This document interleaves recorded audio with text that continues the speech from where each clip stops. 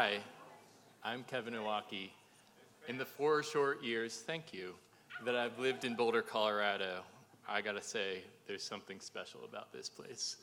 Nestled in the foothills of the Rockies, Boulder has it all. Progressive politics, good jobs in technology, sunshine, great microbreweries. And I think that one of my favorite things about Boulder is the community. My niche in the community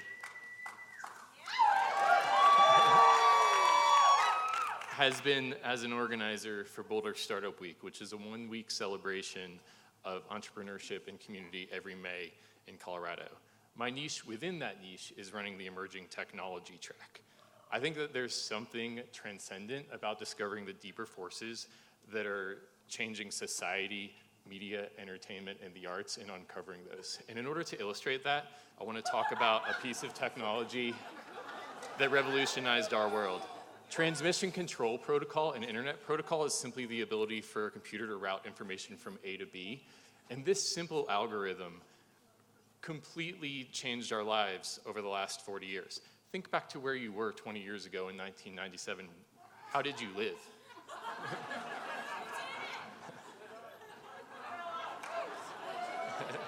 20 years ago, Bill Clinton was president, and if you're like me, you still had to buy your music on a CD.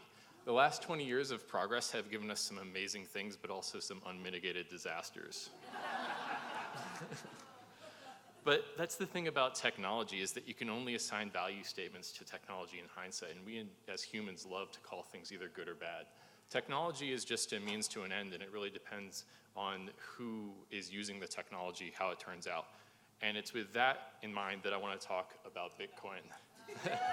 That's right, I'm one of those. Who in the audience has heard of Bitcoin?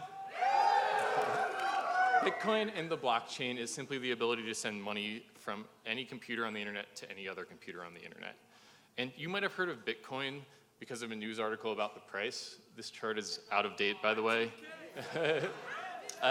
And I can see why the media writes about price, because it drives clicks, but it's actually the least interesting part about Bitcoin. And before I talk about the most interesting part of Bitcoin, I need to provide you the disclaimer that I think that blockchain is probably a solution for more problems than it actually is. And second, I own Bitcoin, so I'm incentivized to make you think it's cool. So with that aside, I want to tell you about what it is and why it's important. Bitcoin is just a ledger. So it describes value transfers between parties on the internet. So if you guys wanted to buy me a beer later, then that would be the kind of transaction that would go on a ledger. And ledgers themselves aren't particularly special in any way, but what's special about Bitcoin is that the ledger is stored on hundreds of thousands of nodes across the internet. And what this means is that there's no centralized party that has to pay salaries or hire lobbyists, and so you get low transaction fees. Decentralization is key to this technology.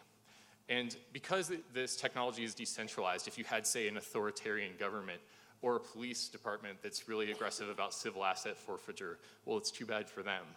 And if you think about the changes that the internet has had on our lives over the last 20 years, what would an analogous change in the financial structure of our world mean for day-to-day life?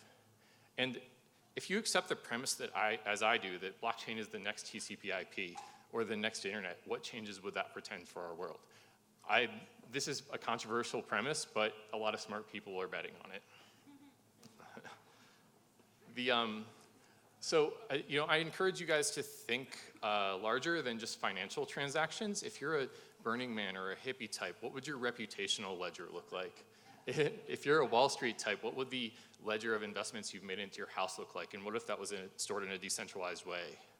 Blockchain has the potential to upend industries, and what if it could do for the financial system what Napster did to the record industry? I've already got 1,000 songs in my pocket, why not have a bank in my pocket?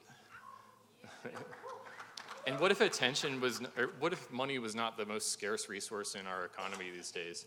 What if attention was the most scarce resource? By the way, thanks for spending 5 minutes of attention tokens on me tonight. I don't know the answer to all of these questions, but we are blessed to be in a community like Boulder where we can have free community events where we can discover these answers together. And I invite you to join me at coloradoblockchain.com to figure it out. Cheers, Boulder.